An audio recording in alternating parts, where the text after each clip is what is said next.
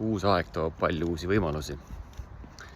Ja ma tegin just korda endal ühe vana projekti aastast 2003.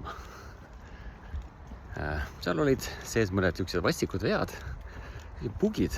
Jah, ma teadsin, et seal on olemas võimalus, kuidas ma saan nagu ümber nurga minna ja seal kõik ära teha, aga jubedalt ajas närvi ja palju võttis aega. Ja nüüd üks päev tegime me selle korda. Lihtsalt, naksti.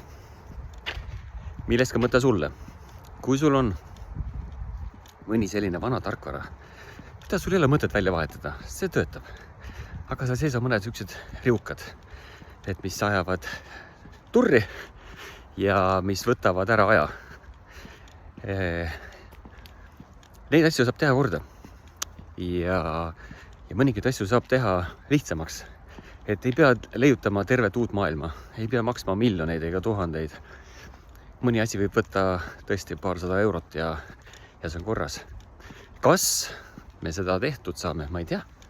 Seda peab uurima, alati iga projekt on natuke erinev. Aga niisuguse võimaluse ma välja pakun. Ja miks ma seda julgen teha on see, et minu käest on läbi käinud, ma arvan, julgelt niisugune 1000 projekti.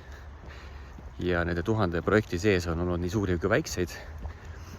Täna mind kõnetavad rohkem sellised projektid, mis on seotud kas mingisuguse äritegevusega, valdavalt turunduse müügi osas või siis ütleme strateegia osas.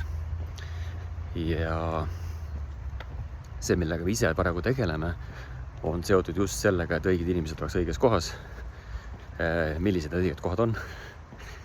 Ja päris palju kulub aega näiteks selguse saamisele. Ehk siis kõik see ettevalmistav töö, mis on enne müüki vaja endale selgeks saada. Ja samuti turunduse seisukohast, et mida seal teha vaja on. Et kõike me ei tee täna. Aga just, et võib-olla sellised tehnilised ja tüütud tegevused, mis võtavad meeletut aega ja ei ole eriti kreatiivsed. Niisugune kõik, mis masinatöö on. Ning võib-olla näide elust enesest, et meil on ikkagi väga hea kommunikatsioonivahend ja päris paljud inimesed kasutavad meili täna siiamaani selleks, et mingisuguseid tellimusi edastada ja tagastada. Aga see ei ole alati lihtne ja seal on mõned sellised ebamugavad nüansid, mida lihtsalt peab teadma. No vot, et sellised on need kohad, kus ma võiksin sulle abiks olla.